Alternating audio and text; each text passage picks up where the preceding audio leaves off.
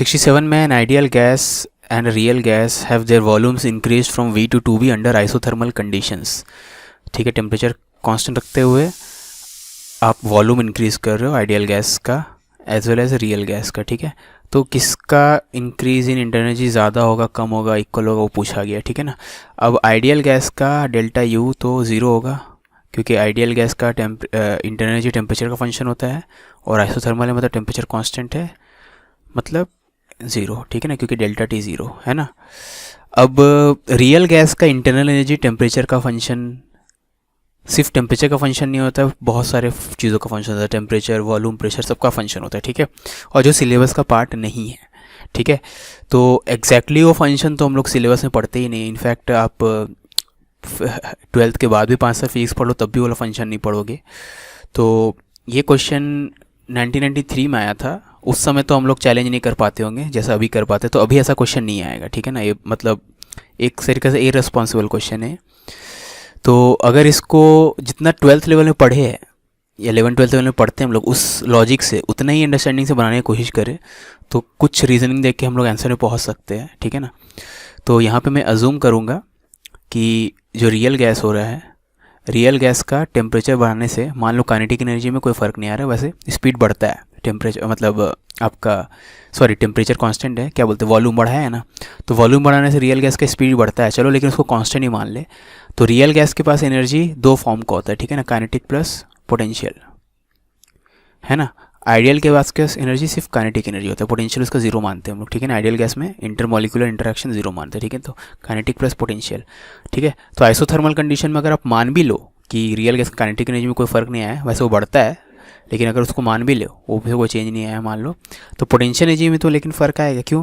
क्योंकि ये अगर रियल गैस है, वॉल्यूम वी है, और बाद में वॉल्यूम अगर 2v हो गया है, ठीक है, मॉलिक्यूल्स के बीच का सेपरेशन बढ़ा है, लेकिन मॉलिक्यूल्स एक दूसरे को अट्रैक्ट करते हैं, और उनका अगर सेपरेशन बढ़ा है तो पोटेंशियल एनर्जी बढ़ा है। ठीक है, तो potential energy in second case is greater than potential energy in first case. Just like आप मास को अर्थ से दूर करते हो तो मास का पोटेंशियल एनर्जी या सिस्टम का पोटेंशियल एनर्जी बढ़ता है। ठीक है ना, तो पोटेंशियल एनर्जी बढ़ा है ना, तो ये बढ़ा है, कंफर्म बात है। ठीक है, क्योंकि रियल गैस में मॉलिक्यूल्स के बीच में इंट्रैक्शन, अट्रैक्टिव फोर्सेस होते हैं। ठीक है, तो पोटेंशियल एनर्जी बढ़ा है। काइनेटिक एनर्जी एक्चुअली में तो बढ़ता है, लेकिन उस सिलेबस का पार्ट नहीं है। भले आइसोथर्मल कंडीशन है, टेम्परेचर कांस्टेंट रहे, तब भी रियल गैस का अगर वॉल्यूम बढ़ता है तो काइनेटिक एनर्जी बढ़ता है। चलो, सिंपल पार्ट भी नहीं है, इसको अगर कांस्टेंट ही माने तो ये पूरी चीज़ को देखें तो ये बढ़ेगा। ठीक है, तो मैं जो बोल रहा था 11th-12th का नॉलेज, तो 11th-12th नॉलेज में अगर मान ले आइसोथर्मल कंडीशन है तो गैस का काइनेटिक एनर्जी कांस्टेंट है, वैसे वो रियल गैस के लिए रिजल्ट हम लोग डिराइव किया, इसके लिए मान ले तो, लेकिन पोटेंशियल बढ़ा है, तो मैं तो बोलूँगा कि रियल गैस के लिए इंक्रीज इन एनर्जी ज़्यादा होगा कंपेयर टू आइडियल गैस। ठीक है, क्योंकि आइडियल गैस का तो इंक्रीज इन एनर्जी ज़ीरो है, और रियल गैस का पोटेंशियल एनर्जी तो बढ़ रहा है, भले काइनेटिक एनर्जी कांस्टेंट रहे या बढ़े। ठीक है, तो इसलिए सी बोलेंगे, है ना। वही है, क्वेश्चन आउट ऑफ सिलेबस है, बस अगर नहीं समझ में आया तो कोई प्रॉब्लम नहीं है। 68 number of translational degree of freedom पूछा है। ठीक है, डायटोमिक गैस का, तो कोई भी एटॉमिक गैस हो, ट्रांसलेशनल पूछा है तो ट्रांसलेशन तो तीन ही डायरेक्शन में जा सकते हैं ना, इंडिपेंडेंटली, 3 म्यूचुअली परपेंडिकुलर डायरेक्शन में जा सकता है। ठीक है, तो 3 ही होगा। दुनिया में कोई भी गैस हो, ट्रांसलेशन डिग्री ऑफ फ्रीडम उसका 3 ही होगा। ठीक है, thermodynamic system is taken from state A to B along A C B, तो ए से बी ले गया गया along A to A C B. ठीक है, and is brought back to A along B D A. ठीक है, ऐसे ले गया, ऐसे वही जो एरो दिया गया, इस सेंस में ले गया गया, इस सेंस में लाया गया।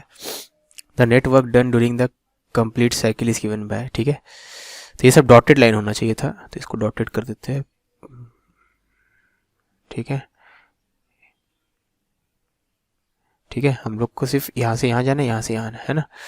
तो अब देखो, साइक्लिक प्रोसेस में वर्क डन निकालने के लिए एरिया अंडर साइकिल निकाल लेते हैं जो कि इतना है, और अगर वो क्लॉकवाइज है तो वर्क डन पॉजिटिव होता है। ठीक है, तो नेट वर्क डन, तो खाली नेटवर्क पूछा है ना, तो आप क्या बोलोगे, ये चीज़ ए सी बी डी ए वाला वर्क डन कैसे निकालेंगे, P1 इंटू ये क्या है ये, तो कौन सा एरिया ये ए सी बी डी ए, हाँ 8 सी बी डी यही होगा, बाकी सब में तो A D B B double dash A D B B double dash नहीं, वो सब तो कुछ नहीं आएगा, खाली ये वाला आएगा। ठीक है ना, खाली शेडेड पार्ट का एरिया। ठीक है, if for a gas R by CV is इतना, then this gas is made up of molecules which are, ठीक है, R by CV पता है, मतलब CV का वैल्यू R by 0.67, अब 0.67 का मतलब क्या होता है, 3/2 2/3 है ना, तो यानी 3r/2 हो गया। तो CV 3r/2 है, मतलब मोनोटॉमिक है। ठीक है, तो ये मोनोटॉमिक गैस है C। ठीक है, 2/3 होता है ना 0.67, हाँ 3×6=18, हाँ यही होता है, तो सही है। For hydrogen gas CP - CV is A and for oxygen gas CP - CV is P। So the relation between A and B, A और B तो इक्वल होता है क्योंकि CP - CV हर गैस के लिए R ही होता है। ठीक है, क्वेश्चन नंबर 72 में 3 कंटेनर्स सेम वॉल्यूम का है, contain 3 different gases, masses of individual molecules दिया हुआ है, number of molecules in each container दिया हुआ है, the gas pressure in the containers are, तो पहले कंटेनर का प्रेशर P1, दूसरे का P2, तीसरे का P3, all the gases are now mixed and put in one of these containers. ठीक है, तो the pressure P of the mixture will be, तो यहाँ पे हम लोग Dalton's law of partial pressure लगाएंगे। ठीक है, Dalton's law of partial pressure क्या बोलता है कि आपके पास अगर एक कंटेनर है जिसका प्रेशर P है, वॉल्यूम V है, टेम्परेचर T है, P1 है मान लो प्रेशर, ठीक है ना, और एक कंटेनर है जिसका प्रेशर P2 है, वॉल्यूम V है और टेम्परेचर T है। ठीक है ना, तो याद रखना वॉल्यूम और टेम्परेचर दोनों का सेम है कंटेनर का। ठीक है, लेकिन इसका प्रेशर P1, इसका प्रेशर P2 है, तो अगर आप एक तीसरा कंटेनर लो जिसमें इसका जितना ही मोल्स थे या इसका जितने भी मॉलिक्यूल्स थे, N1 मॉलिक्यूल्स, इसके N2 मॉलिक्यूल्स, उन दोनों को इसमें डाल दो। ठीक है, N1 ऑफ दिस एंड मतलब इन दोनों का मिक्सचर को इसमें डाल दो। ठीक है ना, इसका ही वॉल्यूम V है, इसका भी टेम्परेचर T है। ठीक है, तो प्रेशर इसका P1 + P2 हो जाएगा, है ना, तो आइडेंटिकल कंडीशन होना चाहिए। ठीक है ना, तो सेम वॉल्यूम सेम टेम्परेचर, उनको मिक्स किए, मतलब जो इन्वायरमेंट यहाँ पे फेस कर रहा है तो वही यहाँ पे फेस कर रहा है, एक्सेप्ट उसी वॉल्यूम में अब दूसरा गैस भी आ गया है। ठीक है, ऑफकोर्स ये दोनों गैसेस नॉन रिएक्टिव होने चाहिए, रिएक्ट हो जाएंगे तो ये चीज़ वैलिड नहीं रहेगा। ठीक है ना, तो यहाँ पे भी अगर हम लोग अज्यूम कर ले, अज्यूमिंग, ये क्वेश्चन में लिखा नहीं है, हम लोग अज्यूम करना पड़ेगा, अदरवाइज क्वेश्चन सॉल्व नहीं हो पाएगा। Assuming same temperature of all containers. ठीक है, सब कंटेनर का सेम टेम्परेचर है तो हम लोग Dalton's law of partial pressure आराम से लगा सकते हैं। तो फिर फाइनल प्रेशर क्या हो जाएगा, सम ऑफ इंडिविजुअल गैसेस का प्रेशर। ठीक है ना, क्योंकि तीनों गैसेस प्रेजेंट है फाइनल कंटेनर में, है ना, और सबका इन्वायरमेंट सेम है, मतलब इंडिविजुअली जब गैस यहाँ पे था वैसे ही वहाँ पे भी है, एक्सेप्ट बाकी 2 गैस भी और प्रेजेंट है, लेकिन दोनों सबके सब सेम वॉल्यूम को पाई कर रहे, सेम टेम्परेचर पे है। ठीक है, तो पार्शियल प्रेशर के लॉ के हिसाब से ऐड कर देंगे। 73 में thermodynamic process is shown in the figure, the pressure and volumes corresponding to some points are shown. तो ए का प्रेशर वॉल्यूम दिया हुआ है, बी का भी प्रेशर दिया हुआ है, डी का वॉल्यूम दिया हुआ है। ठीक है, इन द प्रोसेस ए से बी प्रोसेस में 600 joule of heat is added and in the process BC, तो AB के लिए हम लोग देख रहे हैं हीट ऐड हो रहा है, तो हीट का वैल्यू +600। ठीक है, इन द प्रोसेस BC के लिए 200 इज एडेड, तो +200। ठीक है, the change in internal energy of the system in the process AC, तो change in internal energy in the process AC पूछा है। ठीक है, तो ये तो हो जाएगा change in internal energy in the process AB plus change in internal energy in the process AC, क्योंकि A से C डायरेक्टली जाओ, सॉरी BC, A से C डायरेक्टली जाओ, घूम फिर के जाओ, कैसे भी जाओ फर्क नहीं पड़ता, क्योंकि इंटरनल एनर्जी का चेंज वो एक स्टेट फंक्शन है, तो पाथ पे डिपेंड नहीं करेगा, चाहे आप डायरेक्टली जाओ या A to B जाओ फिर B to C जाओ। ठीक है, अब change in internal energy from A to B, इसके लिए हम लोग क्या करेंगे, इसके लिए निकालने के हम लोग करेंगे, जैसे AB प्रोसेस में Q का वैल्यू पता है, W क्या होगा 0, क्योंकि A से B वाले प्रोसेस में वॉल्यूम कांस्टेंट है, A से B आते वक्त देख लो वॉल्यूम कांस्टेंट है ना। ठीक है ना, तो इसका मतलब क्या है, डेल्टा U कितना हो जाएगा, डेल्टा U हो जाएगा 600। ठीक है, तो डेल्टा U ड्यूरिंग AB हो जाएगा 600, डेल्टा U ड्यूरिंग BC, तो BC के दौरान Q पता है, W निकाल लेंगे, तो B से C के दौरान W क्या आ जाएगा, W हो जाएगा ये वाला एरिया। ठीक है, याद रखना पूरा एक्स एक्सिस से टच करते हैं ना, बीच में छोड़ मत देना। ठीक है ना, ये वाला एरिया, तो ये वाला एरिया का लेंथ है इतना और ब्रेथ है इतना। ठीक है, किसी को भी लेंथ किसी को भी ब्रेथ फर्क नहीं पड़ता। ठीक है ना, तो जो भी प्रेशर एट B या प्रेशर C होगा वही उसका हाइट हो जाएगा। तो प्रेशर एट B या C, प्रेशर एट B दिया हुआ 8 × 10⁴, तो ये है 8 × 10⁴। ठीक है, और ये लेंथ हो जाएगा D और A का वॉल्यूम का डिफरेंस, VD - V है। ठीक है, तो VD - V हो जाएगा 5 - 2 3 × 10⁻³ समझ में आया ना, VD - V करेंगे तो ये लेंथ मिल जाएगा, और ये लेंथ हो जाएगा प्रेशर एट B। या प्रेशर एट सी, तो प्रेशर एट बी दिया हुआ इतना, ठीक है।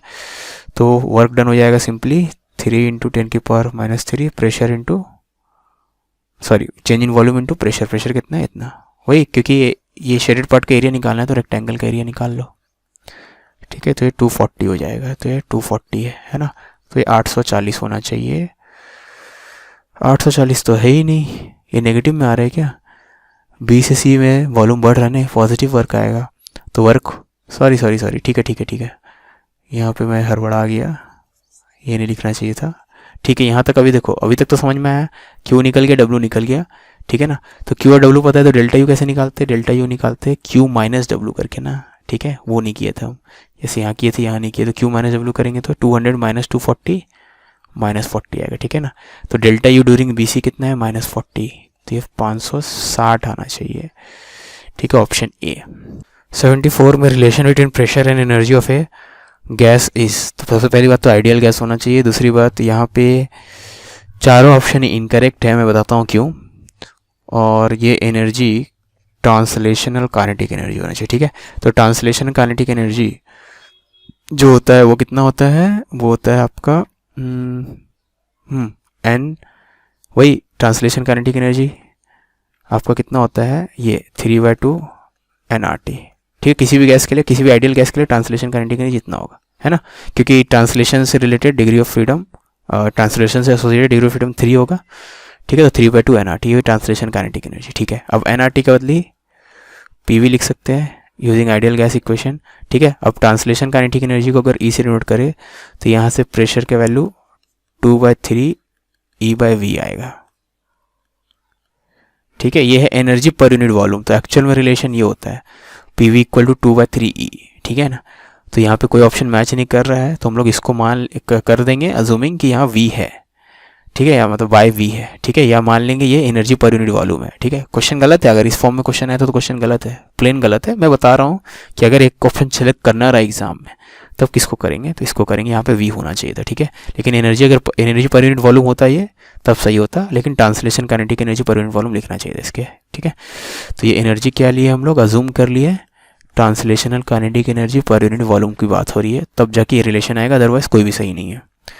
1 mole of an ideal gas requires 207 joule heat to rise its temperature by इतना when heated at constant pressure, ठीक है। तो हीट एट कांस्टेंट प्रेशर होता है NCP डेल्टा T, और हीट एट कांस्टेंट प्रेशर बोल दिया 207 है, ठीक है।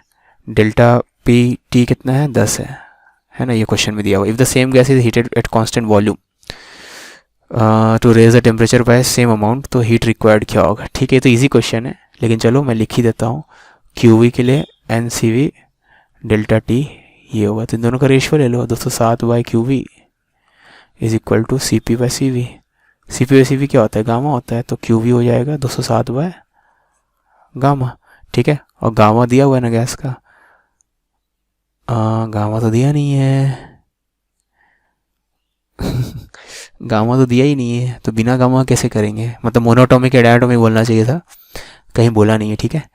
ओके, नहीं, ज़रूरी नहीं है, नंबर ऑफ मोल्स दे दे तब हो जाएगा, तो इसी से हो जाएगा। देखो यहाँ से n का वैल्यू 1 पुट करो, n का वैल्यू 1 पुट करेंगे तो CP हो जाएगा 20.7, ठीक है। n का वैल्यू 1 पुट करेंगे तो CP कितना हो जाएगा? 20.7।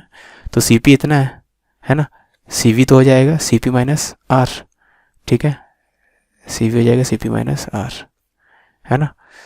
तो गामा में क्या होता है? CP - CV, तो 207 हो गया इंटू CV/CP, तो बस आ जाएगा यहाँ से। CV का वैल्यू है 200,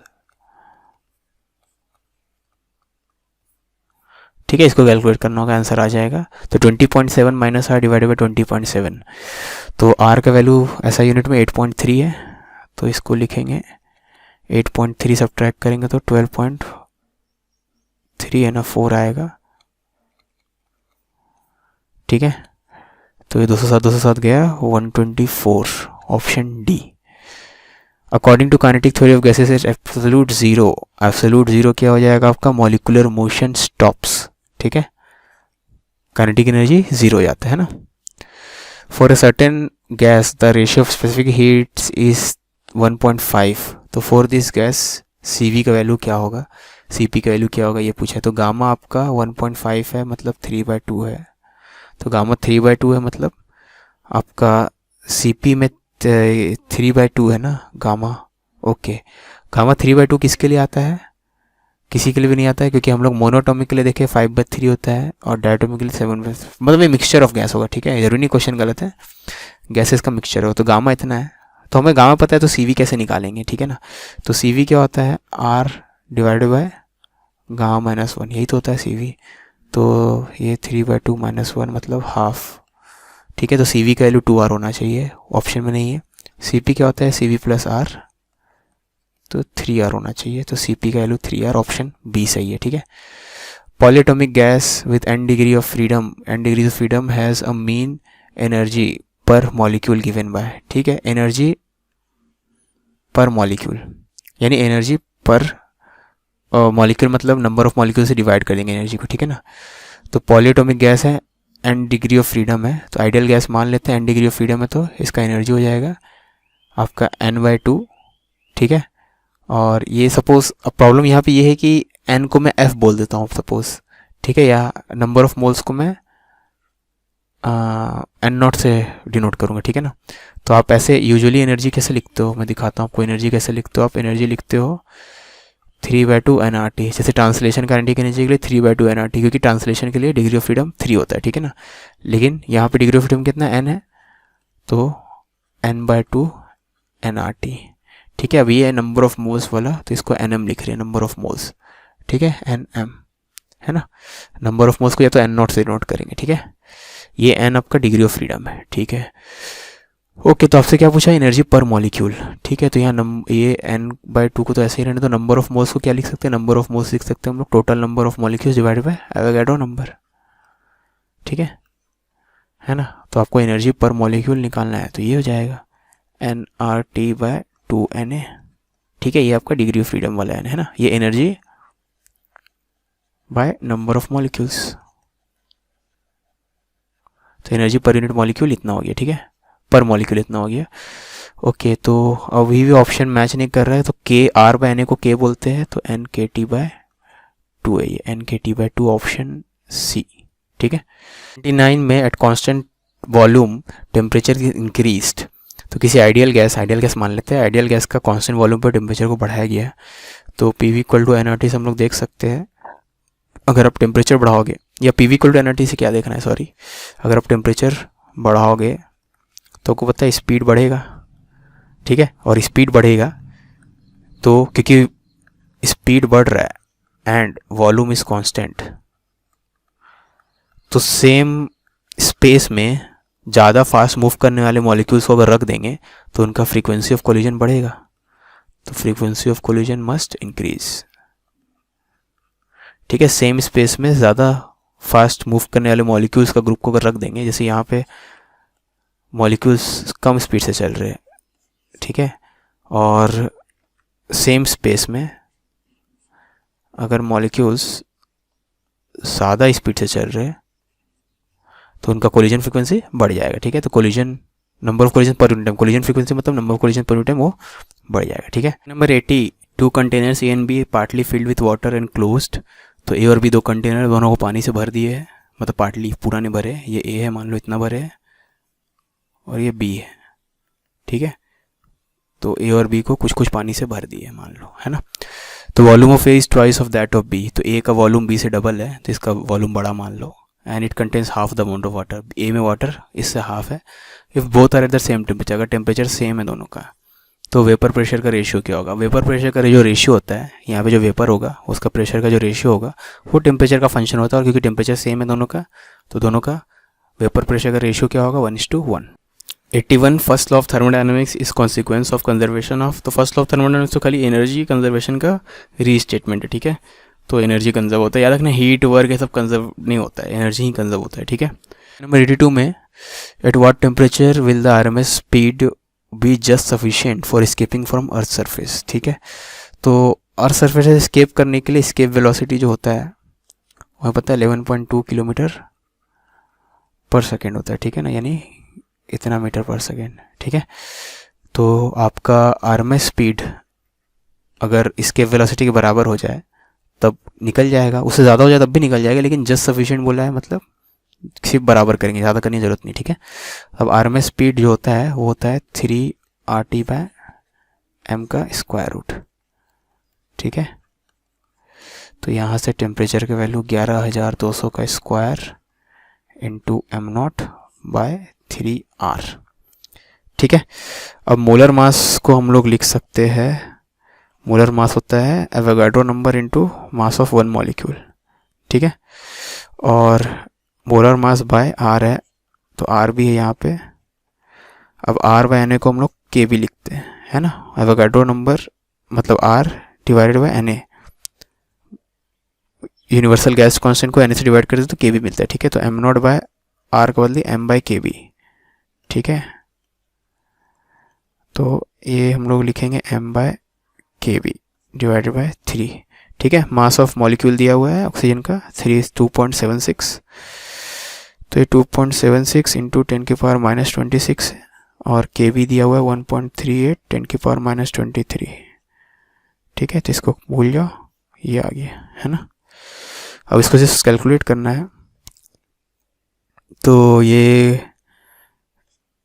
2 आएगा और 112 का square into 10⁻⁴ into 10⁻⁻3 divided by 3, यही हो रहा ना, इंटू 2, ये वाला 2, ठीक है।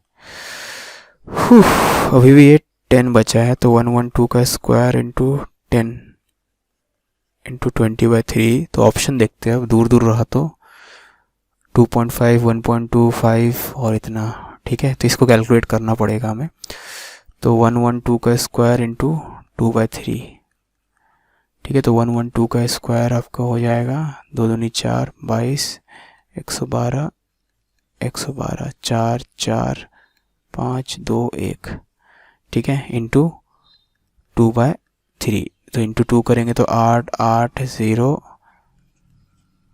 बाय 3 करेंगे तो 3 8 24 3 3 9 3 6 18 3 दूनी 6 पॉइंट समथिंग, तो 8 पॉइंट समथिंग आ रहा है, ठीक है। तो 8 पॉइंट समथिंग वाला आंसर, ये तो इसको किए इंटू 10 करेंगे तो वो तो 8 पॉइंट समथिंग ही रहेगा, है ना।